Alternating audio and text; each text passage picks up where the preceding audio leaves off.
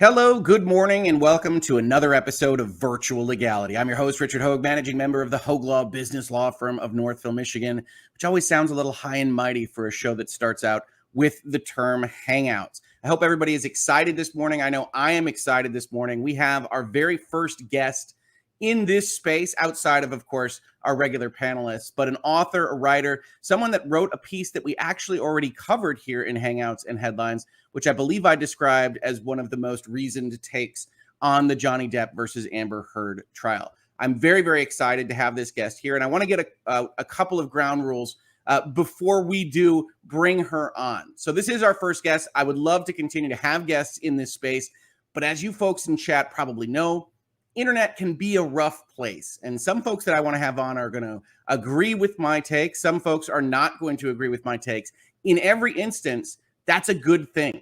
We want to get more perspectives. We want to get more and better information out there. We want to understand where other people are coming from. And this is not going to be a debate society here on Hangouts and Headlines. We're going to have folks on, hopefully a lot of folks. I would really love this to be a part of the Hangouts and Headlines experience that will talk about how they came to write articles that maybe you don't like, maybe I don't like, but that to get that perspective is an important part of critical thinking and critical analysis.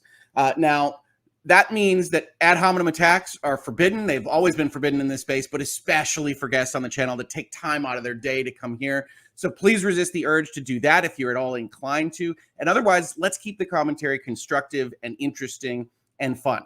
The second thing I wanted to do is just a bit of housekeeping is I'm not sure how long any given guest will be able to stay with us. I've been told by Natalie here, who's waiting backstage, that she has about an hour, perhaps, maybe a little bit less. So with your chats or super chats or inquiries, please understand that we'll probably do questions at the end.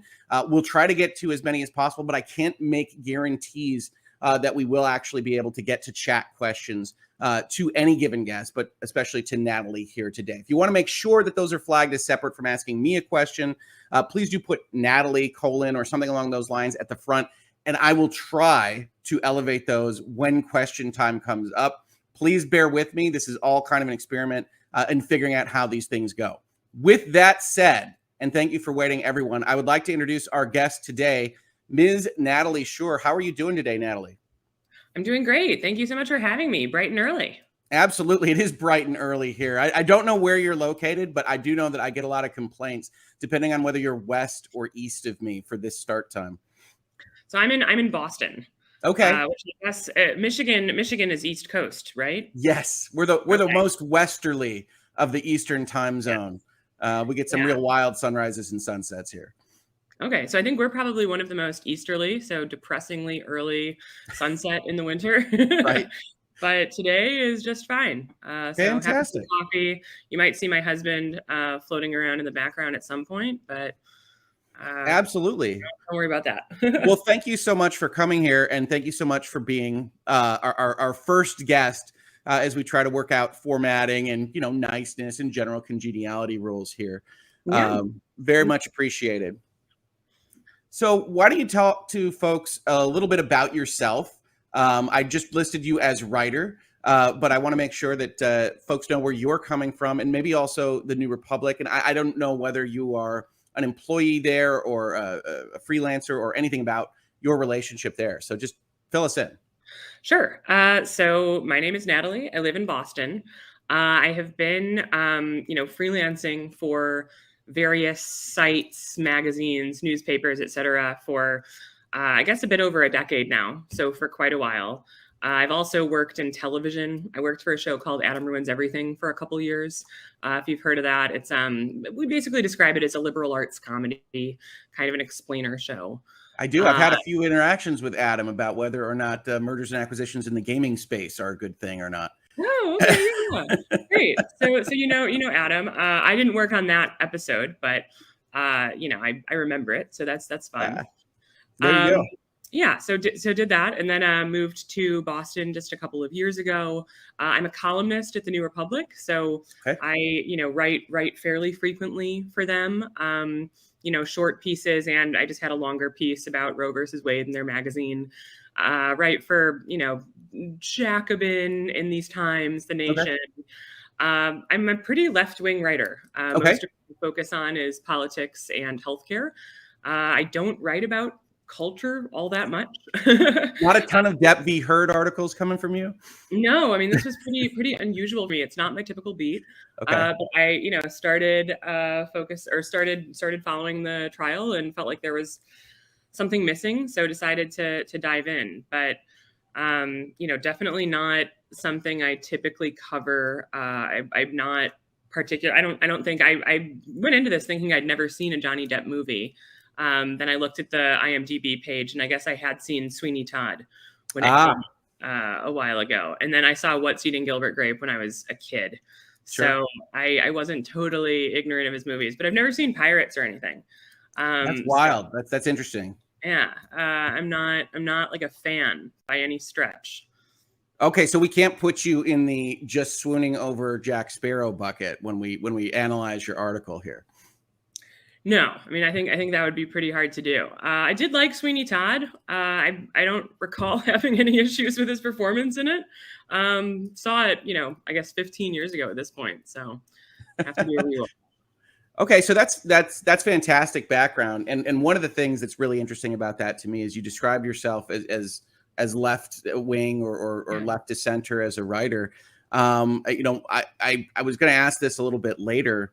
But what do you think of the bifurcation between coverage of Depp and Heard and what we're seeing right this second after the verdict in kind of splitting across political lines? It seems very odd to me as someone that looked at this case as, did somebody kick somebody in Boston and that kind of thing, really separating out on political lines by the looks of things, with maybe your article being the primary exception to that rule?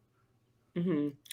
Yeah, I mean, I think that there was definitely a huge bifurcation. Yeah. And I guess that, to kind of answer the question, that's like a narrow part of how I've thought of this. So if I can kind of, give broader context, Please. I think a lot of people, especially who aren't in journalism, when they talk about journalism, they talk about how it should be objective.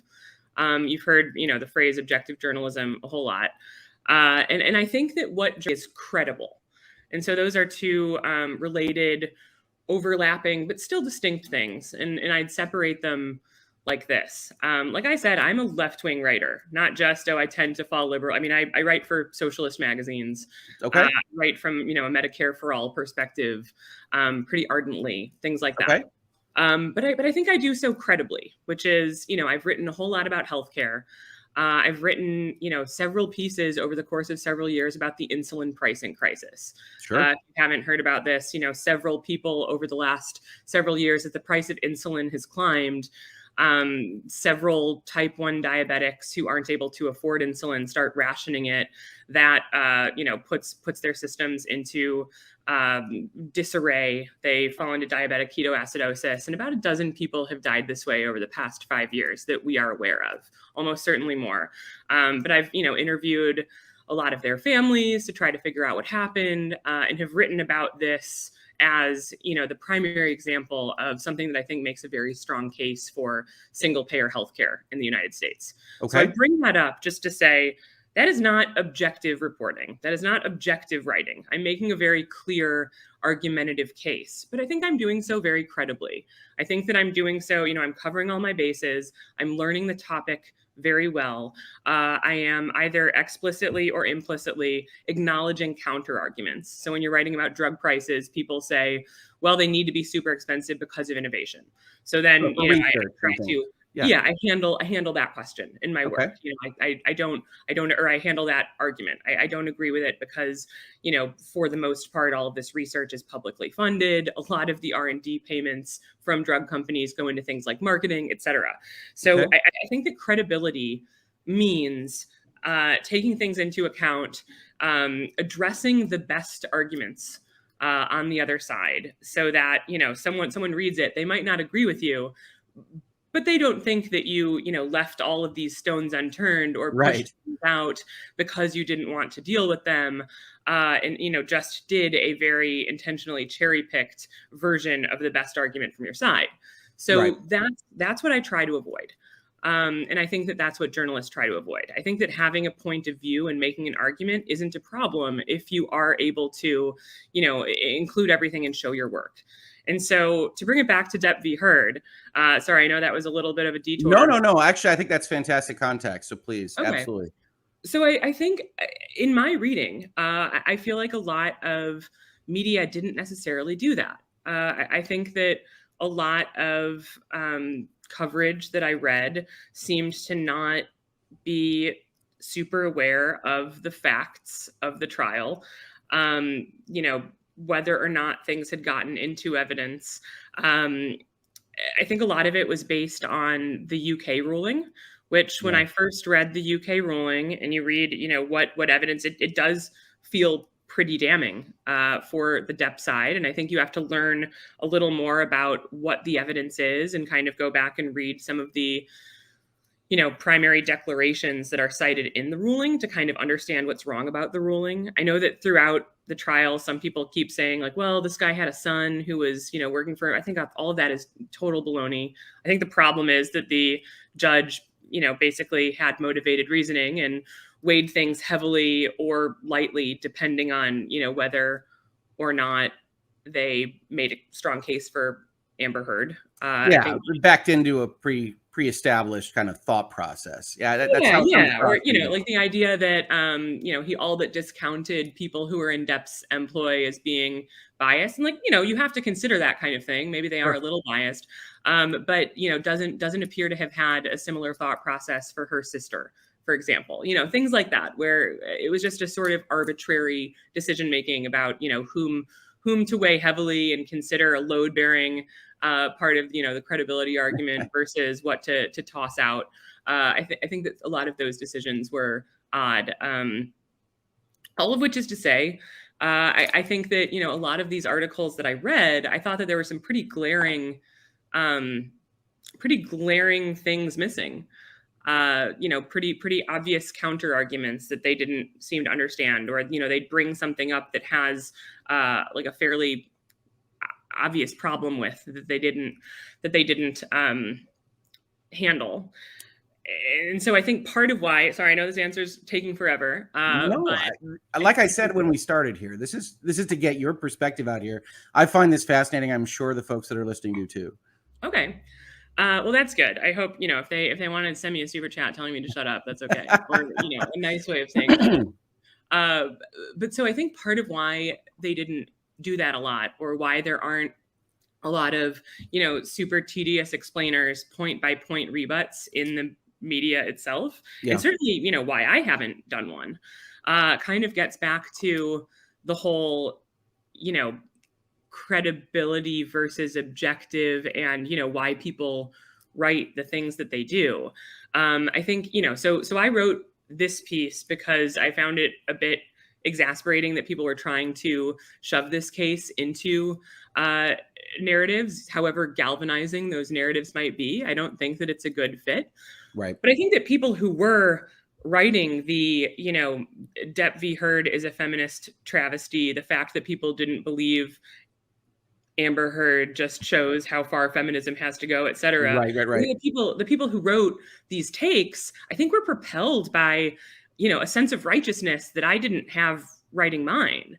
At the end of the day, I think that there is quite ample evidence that Amber Heard lied, but I'm not sitting here thinking that like defamation law is a bastion of justice, and I'm certainly not sitting here thinking that Johnny Depp should have more money. I mean, like I said, I'm a socialist. I think that the damages alone is more money than any individual human being should have. He's already got a ton of money, so I don't think it's a galvanizing case. I'm not sitting here cheering about it. I don't necessarily feel like it was reflective of justice. I just, I think that it is an unusual, unique situation with two movie stars that's not necessarily applicable in a universal way that people want to make it. So, right.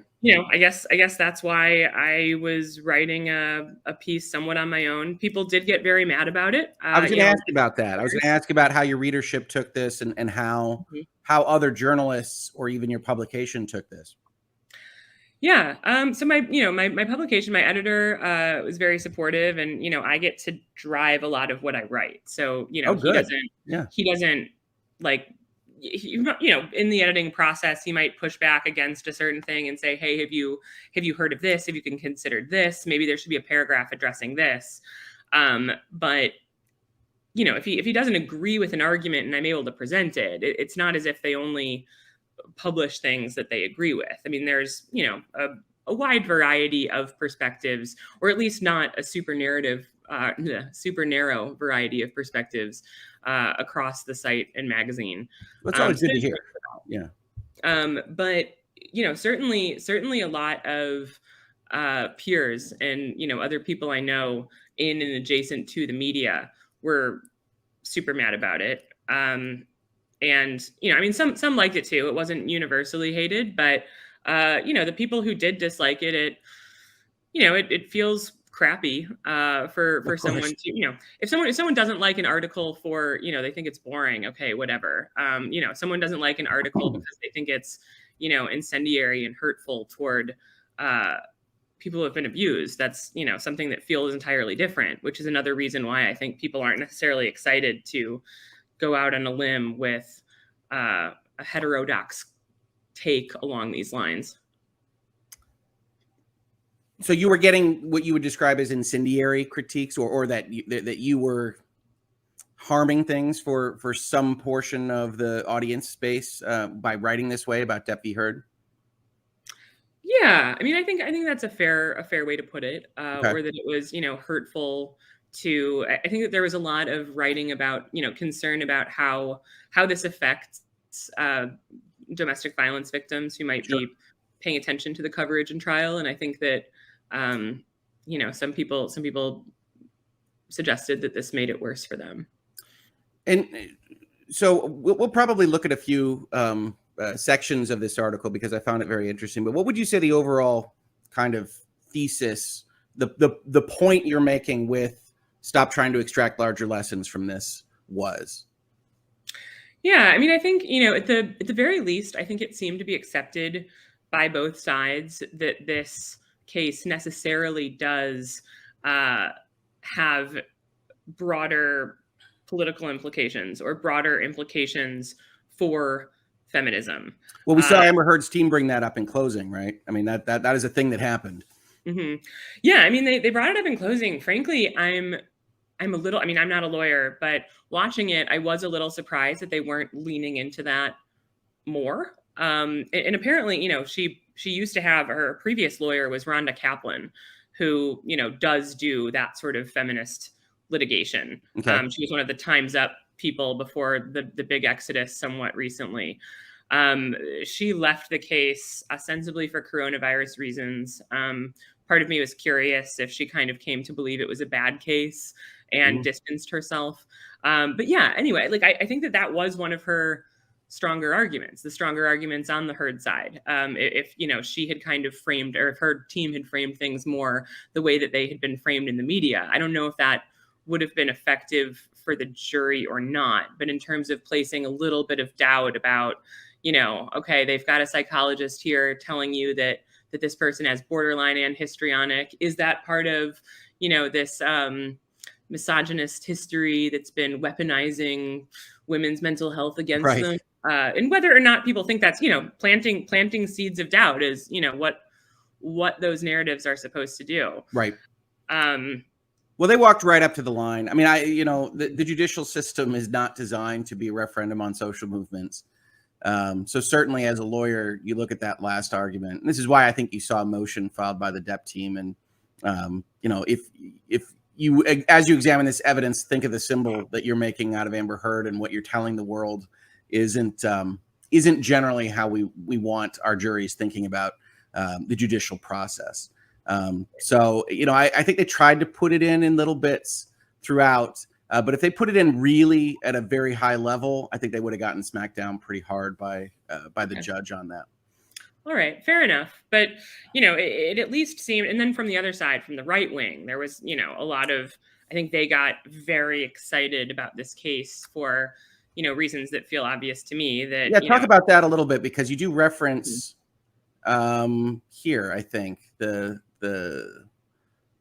I guess the right wing, at least in America. So we have a lot of international audience members. So that's the conservative side of the U.S. To various people in different countries, you're probably not going to recognize them the same way when we talk about them that way. But talk to me a little bit about what you saw, because this is a part of almost every article that that the really bad actors took this up, and that's part of at least what I interpret as some of the reaction of the articles that have been made, is that we know those guys are on the wrong side, and so we write it in the opposite direction. Yeah, I think some people paint obviously too broad a brush, suggesting that every single person who doesn't side with Amber Heard is in this category, and that's straightforwardly false.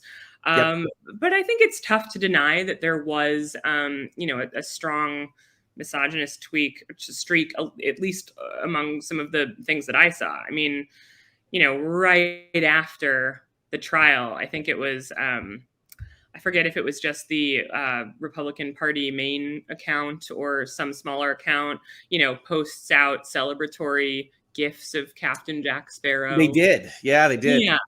Things like that. A lot of like right-wing culture war type figures were definitely tweeting about this along those lines. And obviously I don't agree with them. And I think I just wanted to critique the idea that, like, listen, you don't need to approach this case with the tacit assumption that its outcome, that your ideology is at stake, depending on how it shakes out. And that's kind of the vibe that I got from the way that it was discussed. And, I don't think that that's a fair reading of the facts of the case.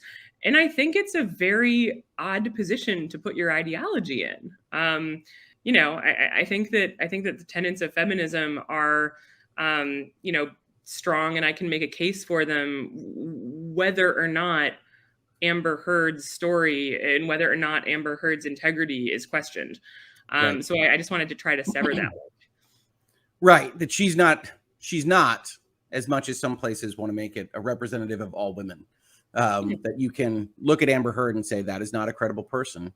And that doesn't have to reduce your street cred if we don't allow it to, on whatever you believe on social movements. I think that's one of the reasons that I like this article. And I when I analyzed this, when it went up, we're going to talk about that date in just a second.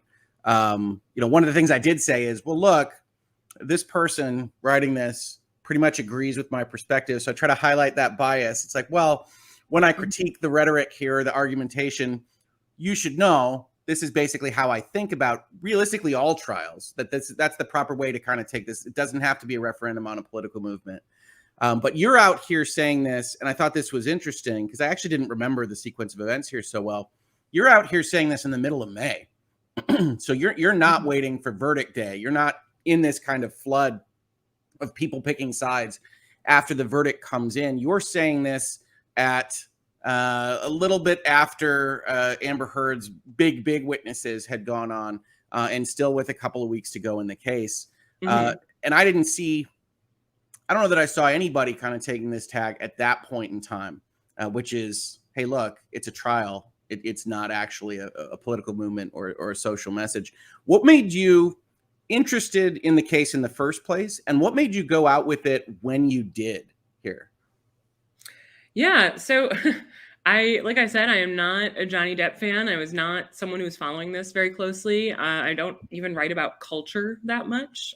So, not really my beat. What made me curious about it is that I can't stand Eve Barlow, who's this journalist who ended up, I don't know, I'm sure that your viewers know who Eve Barlow is. She is, I knew her because she's, a hardcore Zionist journalist, anti-Palestinian journalist who's gotten into scuffles with, the online left over these things.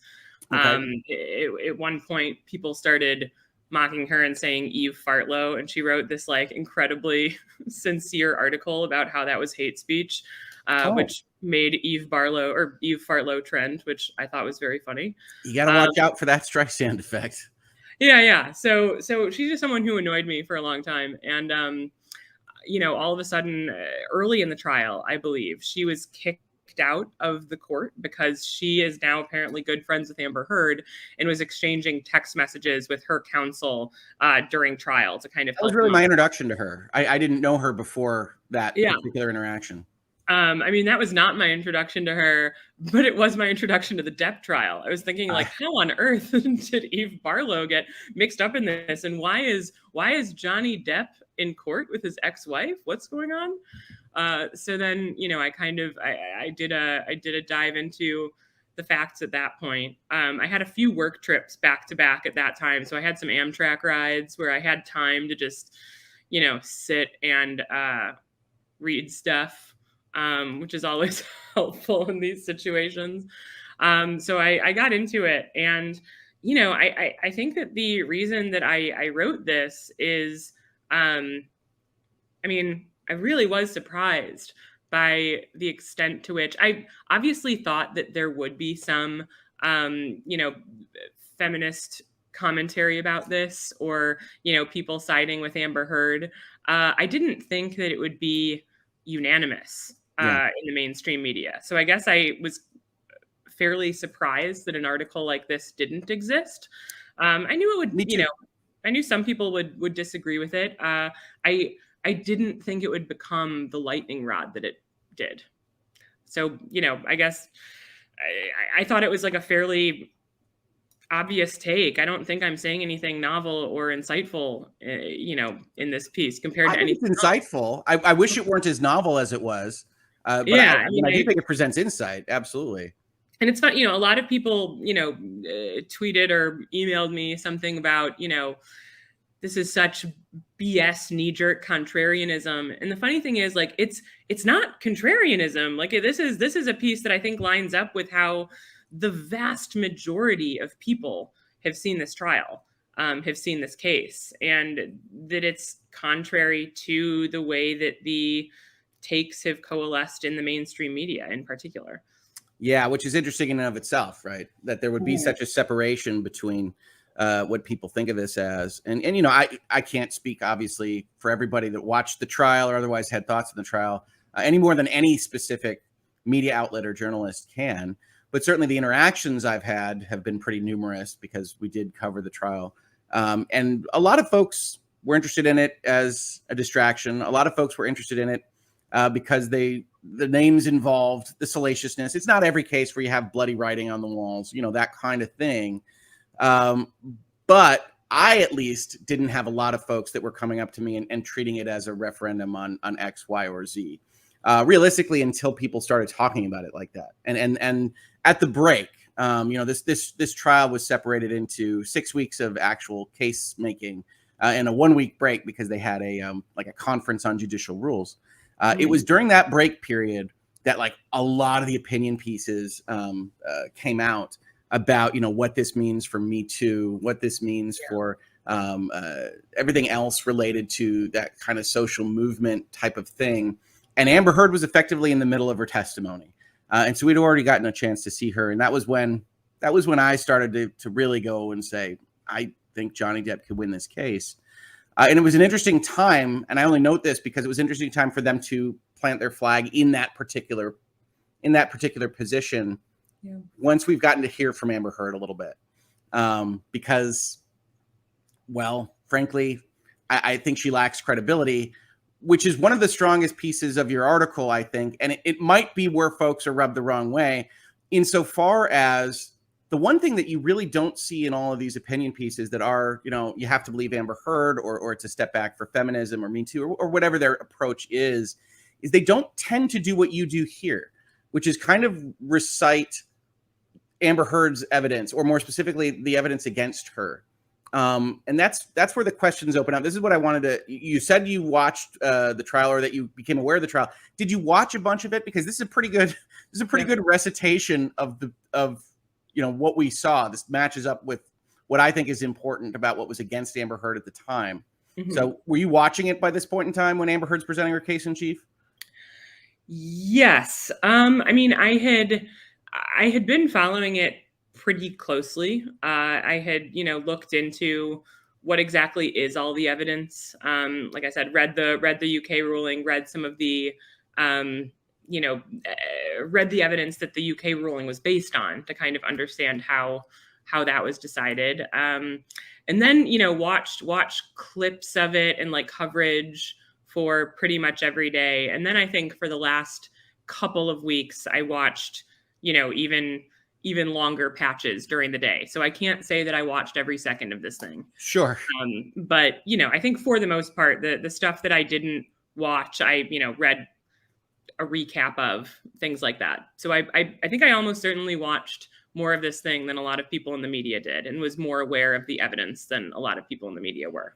Well, and I think this goes to your credibility kind of side of things, because I don't have a problem. I've never had a problem with somebody coming out and saying, look, I think Amber Heard's got the right of it, and here's why. But we don't get a lot of that. Here's why. We don't get people grappling with what you're grappling here with, which is the audio. And then I think you have a paragraph here that says those photos, they don't match up with the level of the story she's telling, which I think is, the problem that fundamentally I had. Once she gets done with her story, I'm looking at it and saying, okay, I'm going to need some extrinsic evidence, because those are big time, and I want to understand them better. And you, I think, rightly say it didn't match up.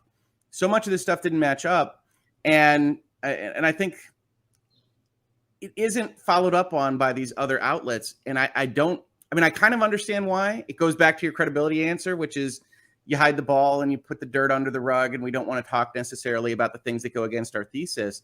But let me ask you this. I wasn't expecting, after the jury verdict comes in, for everything to be so slanted in one direction from many of the outlets. It's not every outlet. I don't want to paint everybody with that brush. There are many that are looking at things with either new eyes or neutral eyes or whatever, and analyzing things separately. But there are so many that effectively say, that jury is silly. That jury is misogynistic. That jury has incorporated all these bad things in society, whatever. And they don't even talk about any of the stuff that you talk about here. As a journalist yourself, has that given you pause at all with respect to what other people are putting out there? I have a lot of commenters that say, this is a thing I watched every minute of, and they are not telling me what I saw. And they're reflecting on that for every other piece of news that they have. And I guess that goes to the credibility of the institutions in general. But do you, inside those institutions, do you have any reflections on that? So, I mean, I saw a lot of people, and I think, the way that I look at this case, I do think that there was very strong evidence that she was lying. Having watched as much of it as I did, read as much of it that I did, I really struggle to believe her, and don't have to work that hard to disbelieve her. I still do struggle with the actual defamation claims themselves. I think are a little less straightforward, which I mentioned in this piece. I've gone back and forth a few times on whether I think it's met the necessarily high bar to constitute defamation. For a few reasons. One, it is true that it was, sort of obliquely, it was very lawyerly, right? Like the way that she invoked these facts in the op-ed. And I think it does seem clear that she was trying to get a lawyer look at it. Yeah, she was trying to get them to think about it, or readers to think about it in a certain way, but wasn't necessarily explicit about it. There are the First Amendment issues. There's also the fact that, like, I don't think that Johnny Depp did much to satisfactorily prove that this op-ed cost him $50 million. Right. I feel like I don't think the jury did either. Yeah. Well, yeah. A lot of the like biggest Depp stands, I think, wanted to forget that, like, this guy made Mordecai within the past few years, like, and that he was this, big problem on set, etc. So all of that said, I don't necessarily think that it's a perfect verdict, and I don't think that like like I said, I don't think that defamation law is this like bastion of justice in the first place. So, it's not like I was sitting there cheering for the verdict exactly. But I did think that, maybe there would be some more people kind of trying to understand, okay, well, here's why this particular verdict happened. Yes, here's why it happened. Yes. And there wasn't too much of that. There was a lot of, here's what this means for victims. Painting the jury as misogynist. Orgy misogyny is out there. That it is. Yeah. So yeah, I don't know. I don't know if we'll still see that. As I said before, I think part of the problem here is that I think you need to understand the evidence fairly well to understand. So either someone who watched the trial or someone who's like walking through and saying, here's this, here's that, here, putting it together. And that takes a ton of work. Like, I don't know if you've ever tried to, it's a totally different situation, but like debunking conspiracy theorists in real time, for example, is very hard. Like just being able to cite and point to and source and go back and look at all of these things, it's not always easy. So it's kind of, this big hulking effort that would be required to go through and debunk that. And yeah, at the end of the day, like, I don't know, it's not that rewarding to go like cape for a movie star who just won $8 million anyway, just to do what? To like shoot down feminist takes? I don't know. Like, I don't have that kind of time. Right. I don't necessarily feel like doing that. I'm sure maybe someone will, maybe someone won't. But yeah, I mean, I think I was surprised by the fact that the verdict didn't change the coverage along these lines either. Yeah, that was the biggest surprise to me, because I was expecting, okay, well, let's reflect on how, 7 unanimous folks in Virginia came to a decision of any kind, right? Mm-hmm. Just thinking about 7 people on the internet agreeing on anything is remarkable in and of itself. So, what did they see that maybe we didn't, or otherwise reflecting on it? And instead, you do have some of those orgy misogyny articles. And it's like, well, they did give Amber Heard a win at the same time. I'm not really sure that's your strongest argument. But you bring up a great point about defamation. How much of this do you think is motivated, at least a little bit, by journalism? Defamation is its greatest enemy, right? In terms of liability. And so just in general, outside of Amber Heard, outside of Me Too, outside of any of the rest of this, journalistic outlets, I would imagine, would be strongly preferring weaker defamation law over stronger. Yeah, I mean, I think, that might play into it. Some people did. I think there was a writer at the New Yorker who specifically brought up that angle, saying that, a journalist should be more critical of this verdict for that reason. I feel like I saw more condemnations of it from the point of view that this opens the floodgates to spurious defamation suits from abusive exes. Yep, I saw that. Settle scores. I mean, you'd know more about this than I would. I mean, I thought that was a bit much insofar as, defamation law didn't change. Like, it didn't. They'll still throw out completely ridiculous lawsuits. Well, that's a trick. I have some videos on this channel that are, anybody can sue anyone, right? You can get in the courthouse. The question is whether or not it survives. And this didn't change that. But I do think, a zeitgeisty type trial like this does at least change the way people think about certain things. Yeah. And so, I broadly agree with, I think your ending is, it doesn't have to mean anything except for Depp v. Heard, if I recall correctly. And I think that's true.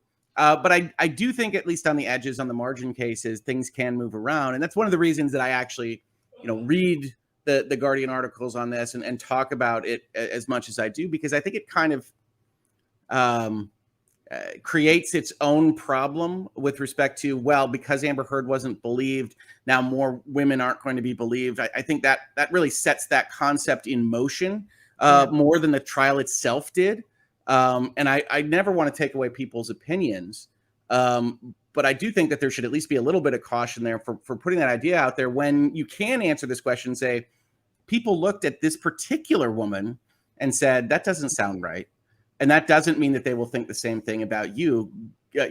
Hopefully you're not dealing with these situations, but if you are, if Me Too was standing for good things, it was standing for the notion that we examine our legal system and our law enforcement systems, and we want to get more people, more redress, and have these things actually investigated and looked at. And you've got journalists out there effectively saying, well, this throws the whole thing out. It's like, that's not what I feel happened here. And I think you're telling folks that it is a little bit. But that's purely subjective, as they say. And I do worry about it a little bit. So I was going to move on to just one slightly other topic. Is there anything else you want people to know about this article, or about the reasons that you wrote it, before we're just going to talk a little bit about some of the coverage of, frankly, coverage and the case in general? No, I think we've pretty much hashed it out. I guess I can bring other points into the Q&A session if they come up. We'll have some questions probably in about 5 or 10 minutes. So if you have questions for Natalie, bring them in, because I think she's been fantastically insightful here, and I would love to have some insightful questions from the chat. Show off, chat, because I think that would be fantastic. But the other thing I wanted to ask you about, in all honesty, is there's been so many articles about coverage of this case, so many articles about especially TikTok, which I think is a useful kind of cudgel on bad coverage of this. And I'm not disagreeing with bad meme coverage and cry counters and all this ridiculous stuff, but it kind of gets baked into what I think was at least something a bit new. This has continued to grow, and it's something, again, full bias on alert, that I've been a part of, which is, lawyers talking about trials in real time, analyzing this kind of thing and getting more information out there.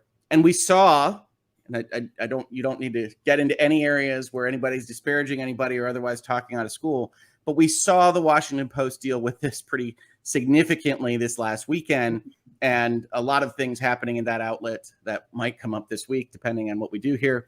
What do you think of that? Is that protectionism? Is that people legitimately having these thoughts and just baking in lawyers with TikTokers and things like that? What are your thoughts on that particular kind of trend line, which I have to be honest, I was expecting a little bit, but I wasn't expecting as much as has happened here after the verdict? Yeah. So, I think that the social media algorithms have been one of the nefarious aspects of this case. I mean, Okay. I think that this case, more than basically any news story that I can think of, people who weren't following it were getting it pushed in their face all the time on their feeds. Something at least on, so I'm not a TikToker. I do use Twitter. I use Instagram to some extent. I don't actually use it. I watch things on YouTube when I'm watching them on purpose, but I don't like browse YouTube. But anyone who does do those things, I think, was getting Depp heard content really pushed at them in a way that has not been true in the past, and that's some sort of algorithmic issue. And there is something, I think, a little weird about that, a little weird about how whatever it was about this news story, it just jacked the algorithm up onto high and was just pushing, some of the most, I don't believe Amber Heard, but I did find something distasteful about some of the most vitriolic hatred of her. Yep. Even the worst version of what she did. I don't know. I mean, I'm not someone who talks that way about people who commit crimes either. That sort of vitriol is not something that I found very savory. So I think that, looking at some of that and some of the incentives of people to start churning out content about this, I think is worthwhile. But I do think, again, noticing that there is some misogynist anti-Heard content versus presuming that all anti-Heard content is misogynist. Those are two different things. Something like, the idea that legal bites would be in an article raising concerns about amateur content like that strikes me as very odd. I mean, I watched Legal Bites on purpose specifically because I thought it had better coverage than some of the streaming. Not to name names, but it was not misogynistic. It was not completely speculative or out of left field. And you're right that amateur content, non-professional content is democratizing. People seem to get this with freelance writers. I mean, some people, not to say some people disparage freelance writers, sure, but there are a lot of people, I mean, including myself, so I guess I have a dog in this fight, that are professionally respected, and it's understood that there are some advantages to not having institutional ties or being solely tied to one institution. Sure. So I think that there are, but it's like anything else. I mean, of course there are kooks and cranks. There are those. Yeah, there are. It's not like nothing can go wrong. But yeah, I mean, I think that some of the hand waving about the very concept of live streamers was a bit odd. Yeah, and that's I think that's well said. I think that the painting with the broad brush is always what rubs me a little bit the wrong way there. But obviously, as you say, I'm involved in this. I'm as biased as it can come. I was on Legal Bites every day. And I feel strongly that those kinds of voices deserve a platform and deserve to be strong voices on this platform because of what you described, which is hopefully, as you say, nobody's neutral. We're human beings. We have our biases, but controlling for those, being transparent about them, and having multiple voices can help in that whole process. Do you find, by the way, as you said, you're columnist for the New Republic, but you're also a freelancer. Do you have fans of yourself? Do people follow you around among these various outlets at all? I mean, I think some do. Just curious. I don't want to overstate how many fans that I have, but I don't know. I have people who tell me that they read my stuff at different outlets. You're underselling it. I saw your Twitter. You have a big Twitter following. So no, well, that fantastic thoughts, and thank you so much for sharing it with us with the interview.